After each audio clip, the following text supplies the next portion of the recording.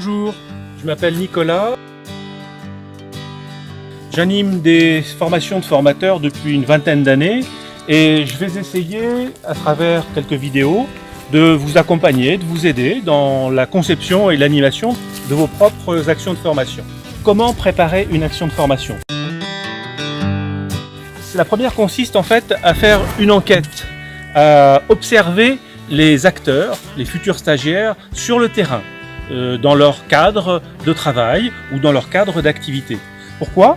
C'est parce que c'est ce qui va vous permettre en fait d'être au plus près de leurs besoins, de voir en fait dans quel contexte ils travaillent, de voir quelles difficultés ils peuvent rencontrer.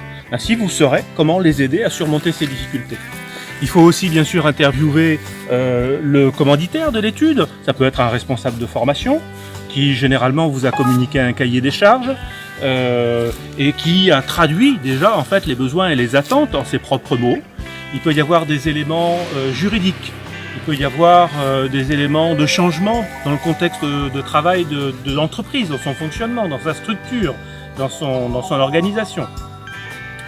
Une fois que vous aurez fait ça, vous serez déjà beaucoup plus à même en fait pour concevoir votre action de formation sur des bases solides. Une petite parenthèse tout de même, il y a beaucoup d'actions de formation qui se montent sans cette phase préalable d'observation et d'enquête sur le terrain.